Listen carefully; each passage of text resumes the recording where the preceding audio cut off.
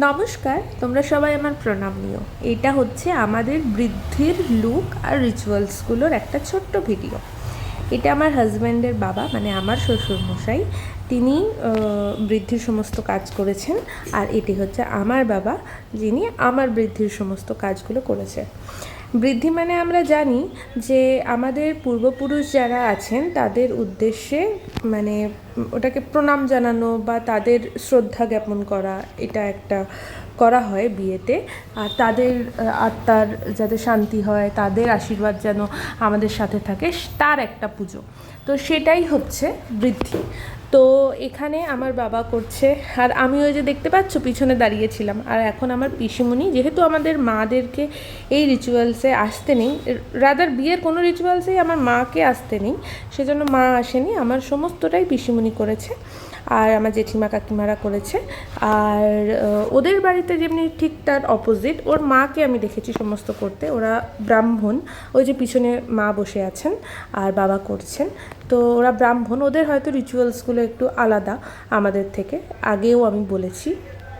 ডেকোরেশনটা ওদের বাড়ির খুব সুন্দর হয়েছিল, কি সুন্দর লাগছিল। আমি না আমার বিয়েতে সমস্ত কিছুতে স্যাটিসফাইড এক্সেপ্ট মাই ডেকোরেশন। মানে ডেকোরেশনটা আমি যা বলেছি একদমই তাই করেনি। দেখো ওখানে ওই যে রডগুলো বেরিয়ে আছে আর লাল ফুল লাগিয়ে দিয়েছে। বিয়ের সময় আমি ভাবছি, তখনও আমি ভাবছি যে ওগুলোকে হয়তো পুরো ফিল করবে যেরকম আমি বলেছি সেরকম, কিন্তু করেনি। মানে এই জিনিসটার কষ্ট বোধহয় আমি কোনোদিন ভুলতে পারবো না, যে আমার বিয়েতে আমি যেরকম ডেকোরেশন চেয়েছি, যেখানটায় আমি বসবো থেকে শুরু করে, যেখানে বর বসবে থেকে শুরু করে, যেখানে বিয়ে হবে ছাদনাতলা, কোনোটার ডেকোরেশনই আমি যেটা বলেছি সেটা হয়নি। মানে কেন যে করেনি, কী যে ব্যাপার, আমি তো মানে কি বলবো। দিদির বিয়েতে এত ভালো করেছিল, ওদের কী বলা হয়েছিল, কিন্তু আমার বিয়েতে একদম গুবলেট কেস করে দিয়েছে। তো সেই জন্য মানে খুবই দুঃখে ছিলাম আর কি।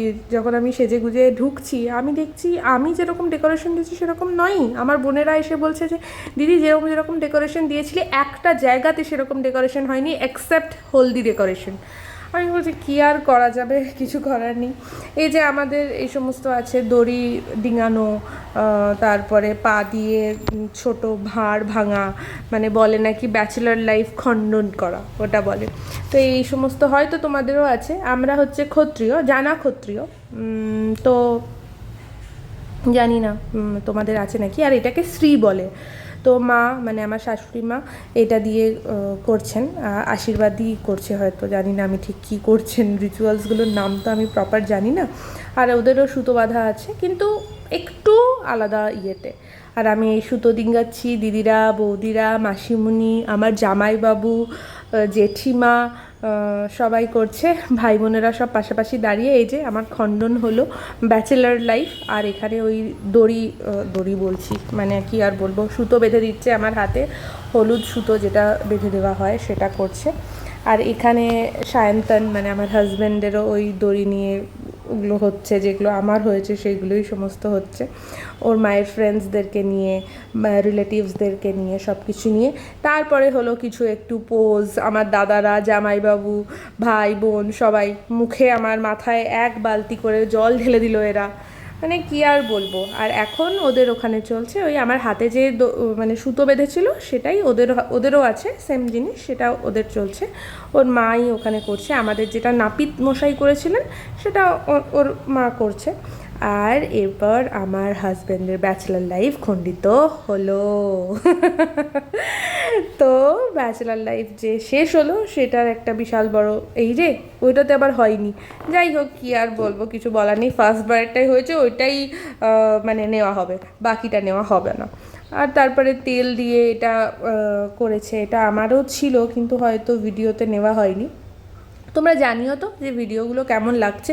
আর না, তোমরা আমাকে প্লিজ কমেন্টেও জানিও কীভাবে এর মধ্যে গান অ্যাড করতে হয়।